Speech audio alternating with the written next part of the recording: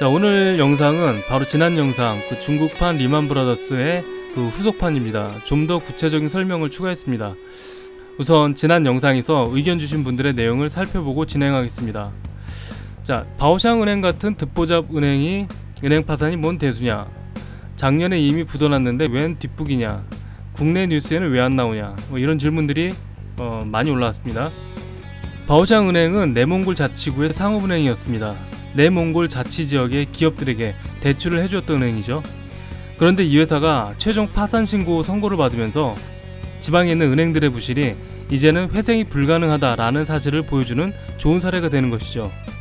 그런데 문제는 이런 지역개발 은행들이 상당히 많다는 것입니다.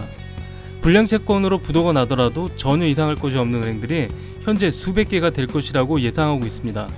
사실 정확한 수치를 얘기하는 것이 의미가 없습니다.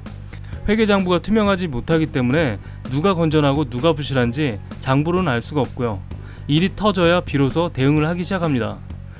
작년에 파산한 은행을 왜 지금 와서 뒷북을 치냐, 그런 의견이 있었는데요. 바오샹은행이 작년에 디폴트 위기가 오긴 했었죠. 그리고 국영은행 산하의 건설은행이 관리하도록 했었습니다. 그러던 것이 지난 8월 7일 최종 파산을 선언한 것이죠. 작년에 파산한 것은 아니고요. 바오샹이 파산한 이유는 기업에게 빌려준 돈을 못 받아서 파산을 한 것입니다. 2017년에 이미 미수금 비율이 30%를 넘겼습니다. 또한 내몽골의 10대 기업에 해당되는 융태취업, 중화연합, 경화그룹 등 그 지역 내의 유지급 기업들의 신용도 하락과 상환 능력이 상당히 저하되면서 미수금이 발생하게 된 것입니다. 지역 경제가 침체되면서 은행이 도산하는 그런 사례가 되는 거죠. 바오샹은행처럼 지역은행이 이렇게 파산을 하게 된다면 지역 내 중소기업 및 지역개발 관련 회사 그리고 영세사업자들은 자금 융통하기가 굉장히 어려워지게 되겠죠. 그러면 중소기업들이 도산을 하고요, 지역 내 실업자들이 증가하게 됩니다. 하지만 중앙정부는 지방정부에게 오히려 특별채권 발행해서 재무상태를 안정화시켜라, 이렇게 권고를 했습니다. 실제로는 압력을 넣은 것이나 마찬가지죠. 중앙정부가 지방정부를 재정적으로 지원해주는 것들은 지금은 거의 없어졌습니다. 왜냐하면 중앙정부도 이제 긴축에 들어갔거든요. 오히려 지방정부 니네들이 알아서 해라, 이런 식이죠. 하지만 지방정부는 이렇게 부실한 금융 문제를 해결할 능력이 이제는 거의 없습니다. 이런 지방정부의 유동성을 해결해 줄 수 있는 회사가 바로 중국의 지방정부 자금조달기관 LGFV라는 기관입니다. 이게 어떤 회사냐면요, 지방정부 관할 토지의 채권을 국유은행에게 매각을 해서 매각대금을 다시 지역개발에 사용하게 해주는 그런 회사입니다. 그런데 이런 회사조차도 현재 부채 위기가 심각하다는 사실이죠. 미국의 S&P사가 2019년 당시에 평가하기를 앞으로 3년간 대규모 채권 상환에 직면할 것이라고 평가를 했습니다. 뿐만 아니라 LGFV는 대규모 숨은 부채가 존재하고요, 이러한 부채는 지방정부의 부회계정 부채로 잡혀있다는 것입니다. 상환 금액도 많은데 불량 채권까지 많다는 이야기죠. 지방정부의 부채가 LGFV를 통해서 중앙정부 금융기관하고 연결되어 있다는 점은 중국 전체 금융 시스템에 심각한 타격을 줄 것으로 예측할 수 있는 부분입니다. 2018년 가을에 발표된 자본연구원 자료에 따르면 일부 정부 신용 프로젝트는 LGFV를 통해 상호 담보, 신용을 증가시키는 등 상호 연결되어 있어서 시스템 리스크로의 전이 가능성도 있다. 만약 지방정부가 과도한 대출로 디폴트 사태가 발생할 경우 은행의 부실 대출 급증으로 이어져 시스템에 심각한 타격이 예상된다. 특히 중국 경제가 둔화되면서 부동산 시장이 위축될 경우 재무 건전성이 취약한 지방정부들의 디폴트가 우려된다. 이 LGFV를 다른 말로 성투채라고 합니다. 이 채권은 아직까지 부도가 난 적이 없는 지방정부 보증채권입니다. 투자자들로부터 정말 신뢰를 받았던 채권인데 이것이 2019년 12월에 내몽골 자치구에서 디폴트 건수가 나왔습니다. 막상 디폴트가 나오니까 또 엄밀한 의미에서 성투채는 아니라고 당국은 변명을 늘어놓았습니다. 내몽골 정부 산하기관이 발행한 채권이지만 사모채권이라면서 성투채가 아니라고 실드를 치는데 이미 투자자들 사이에서는 성투채로 인식되고 있는 채권입니다. 그런데 디폴트 이야기가 나온 거예요. 막판에 부도 위기는 넘겼다고 하는데 이런 일이 생기면 투자 심리에 크게 영향을 주겠죠. 그리고 이 채권이 디폴트 이야기가 나온다는 것은 지방정부의 부채 규모가 커서 재정적으로 궁지에 몰렸다는 이야기이기도 합니다. 왜냐하면 이 채권은 디폴트로 몰리게 되면 지방정부가 항상 메꿔줬었거든요. 그래서 성투체라고 했던 건데 이번엔 상당히 고생을 좀 한 것 같습니다. 자, 지방정부가 어느 정도로 부채가 많냐면요, 니혼게이자의 신문에 의하면 올해 상반기에만 67조 위안 정도 될 것으로 보고 있고요, 2020년 올해 안에 지방 부채가 거의 100조 위안 가까이 될 것이라고 추산하고 있습니다. 참고로 2019년 중국 전체 GDP가 100조 위안 가까이 됩니다. 중국 총 GDP의 100%에 해당되는 빚이죠. 결론은 중국은 지방정부가 무너지면서 금융대란이 벌어질 가능성이 있다는 것이죠.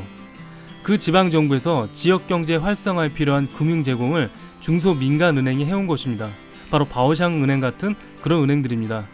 그리고 중국의 지방정부에는 바오샹처럼 파산할 수 있는 은행이 수백 군데나 된다는 사실이죠. 따라서 바오샹 파산 문제를 침소봉대라고 하시면 안됩니다. 오히려 바오샹 은행의 파산 사건을 지방정부 금융대란의 신호탄으로 보셔야 합니다. 2008년 미국발 금융위기도 서브프라임 모기지론, 저축은행 부실에서부터 시작됐습니다. 언론에서 이 사건을 크게 다루지 않는 것은 아마도 투자심리 위축이나 뱅크런 사태가 발생하는 것을 우려했기 때문일 것입니다. 사실 중국이 하루아침에 금융이 붕괴된다면 이것은 중국만의 재앙이라고 볼 수 없죠. 중국의 위안화는 달러와 연동된 통화였는데 최근 달러 유입액보다 위안화 발행액이 약 30%가량 많아졌습니다. 원래는 달러가 유입되는 만큼 위안화를 발행했었거든요. 하지만 무역전쟁과 중공괴질 사건 이후에 외화 유입이 급격히 줄었습니다. 수출을 못했으니까요. 그럼에도 내수경제는 살려야겠고, 그러다 보니 통화량을 늘리는 거죠. 또 그러면서도 환율은 공산당이 인위적으로 관리를 하고 있습니다. 중국이 외환위기를 겪게 된다면 이것은 일본, 유럽, 아시아로 전이될 가능성이 아주 크겠죠. 연쇄적인 국가부도 사태가 날 수도 있습니다. 그래서 이런 사건을 중국뿐 아니라 미국이나 기타 선진국에서도 일단 덮어두고 가려는 생각이죠. 즉 연착륙을 시키고 싶은 것입니다. 실제로 중국 지방정부의 암묵적 부채의 규모가 크다는 것을 세계적인 신용평가에서도 다 알고 있습니다. 하지만 크게 공론화하지 않는다는 것을 본다면 중국발 금융위기는 폭탄 중에 폭탄이라고 생각해야 할 것 같습니다. 이쯤에서 우리 정부도 대응책을 속히 만들어내야 할 것 같습니다. 디지털 굴기가 멈칫했습니다. 타코마 반도체가 파산했다고 하니까 댓글에 듣보잡 회사가 파산한 것 가지고 오버하는 것 아니냐 이런 의견이 있으셨는데, 그럼 칭화윤희가 빚더미의 부도 위기로 간다면 뭐라고 하실지 궁금합니다. 칭화윤희 회사채 가격은 이미 작년에 폭락을 했습니다. 투자는 많이 했는데 수익은 적으니까 부도로 내밀 수밖에 없죠. 칭화윤희 부채 비율은 2016년 59%에서 2018년에는 73%까지 올랐습니다.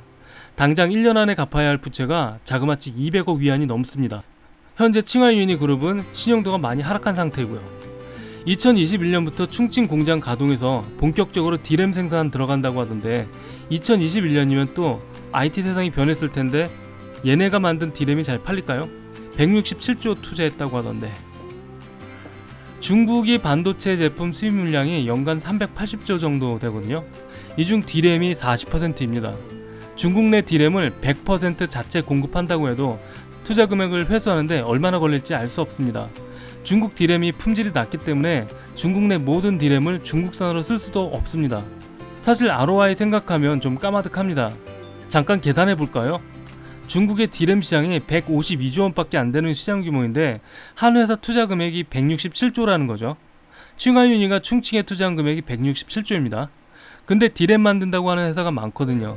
창신 메모리, 푸젠지나 메모리, 양쯔 메모리에서도 낸드 플래시 만들지만 디램도 만들거든요. 자, 이게 수익률이 나올까요? 제가 보기엔 아무리 봐도 답이 안 나오는 사업 규모인데 혹시 수출을 하려고 그러나요? 근데 누가 사죠? 옛날에 마오쩌둥 시절 대약진 운동을 뒤돌아보면 철강이 강대국 산업이라면서 영국 철강 따라잡겠다고 저품질 철강을 너무 많이 찍어내서 완전 망한 사실 아시죠?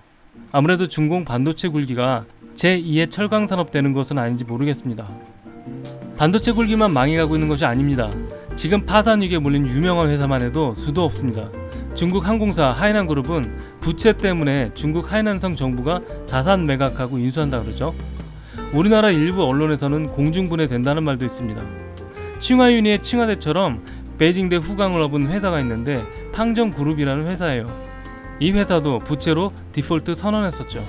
텐진물산 집단유형공사, 태우그룹, 달러채 디폴트 있죠.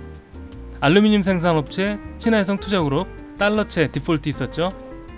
얘네들은 그래도 양반이에요. 지금 회사 부채 비율이 1000%가 넘는 회사가 수를 셀 수 없을 정도로 많다는 것이 정설입니다. 애시당초 공산당에게 사업기회를 준 미국도 잘못입니다. 중국 공산당이 실패할 수밖에 없는 이유는 공산당에 의한 비효율적인 계획경제 때문인 게 분명합니다. 환율 문제를 대처하는 모양만 봐도 그렇죠. 정상적인 경우라면 환율을 시장에 맡기고 시장의 시스템에 문제가 생겼을 때만 정부가 관여를 해야 하는데 공산당이 환율을 직접 컨트롤하니까 이게 문제가 되는 거죠. 좀 규모가 되는 위안화를 환전하려고 하면 별별 서류를 다 써놔야 되고요. 해외로 반출하기도 어렵고 또 제품 생산도 시장의 수요 공급에 맞춰야지. 반도체가 유망하다고 하니까 공산당 아는 놈들끼리 여기저기 공장 만들어 돌리고, 데이터 센터 괜찮다고 하니까 여기저기 데이터 센터 만들고, 그래서 수익성 떨어지고 재정에 빵꾸 나면 또 공산당 관시 통해서 메꾸고, 이러니까 공산당의 계획경제하고 자본주의 자유시장하고는 안 맞는 거죠. 좌우 합작이라는 것은 존재할 수가 없습니다. 그 존재가 성립이 안 되죠. 덩샤오핑의 개혁개방 정책이 모순이라는 평가가 제 생각에는 조만간에 나올 겁니다. 중국의 문제는 스포츠만 봐도 답을 낼 수가 있어요. 중국의 수영이나 육상 같은 개인 기록 경기는 정말 잘하죠. 인재가 많으니까.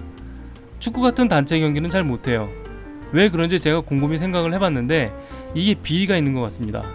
개인 기록 경기는 뭐 관시가 어찌 통할 수가 없겠죠.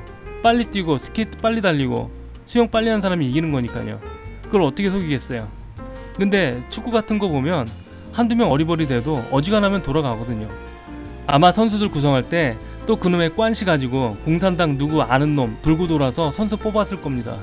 이번에도 인도네시아 애들한테 3대1로 졌더라고요. 경제도 아마 딱 그짝 날 것 같습니다. 그리고 우리 한국 사람들 중국에 대한 환상을 버려야 합니다. 중국이 시장이 크다고 좋아하시는데 걔네들이 산업 스파이질 해서 우리 기술 빼가지고 해외에서 벌어들인 돈에서 우리가 중국에서 벌어들인 돈을 빼면 마이너스 나올 거라고 생각합니다. 무슨 이야기냐면요, 중국이 우리 기술로 1년에 1000조를 벌었는데 우리는 중공에서 500조밖에 못 벌었다면 500조는 걔네들한테 뺏긴 거죠. 자, 마지막 정리할게요. 제가 희망적인 댓글을 하나 봤는데요, 바로 중국은 농업을 해야 한다는 그런 의견 주신 분이 계세요. 저도 200% 공감합니다. 중국은 그냥 농업만 열심히 해도 돼요. 농업도 6차 산업이라고 해서 스마트팜 이런 거 하면 되지 않습니까? 세계 식량난도 해결하고 기술 도둑질 안 해도 되고, 게다가 환경도 좋아질 테니까 관광 수입도 많이 얻겠네요. 세계적으로 좋은 나라 이미지도 만들 수 있죠. 농사 짓는 분들 우리가 얼마나 존경합니까? 우리의 먹거리를 해결해주는 분들인데. 브라질의 아마존은 지구의 허파죠. 중국의 대륙은 지구의 식량 창고. 식량의 중국, 자연의 중국, 노자가 사는 나라 중국. 얼마나 멋있습니까? 중국은 식량 굴기를 해야 돼요. 반도체 굴기가 아니고 식량 굴기를 해야 합니다. 중국의 자랑거리라고 하면 역사와 유물하고 자연경관 뭐 이런 거 아닌가요? 그런 훌륭한 자원이 있는데 왜 저렇게 고생하면서 사는지 잘 모르겠습니다. 자, 중국의 식량 굴기 한번 기대해 보겠습니다. 오늘 내용이 좀 길었네요. 다음 영상에서 또 뵙죠. 좋은 하루 되시기 바랍니다.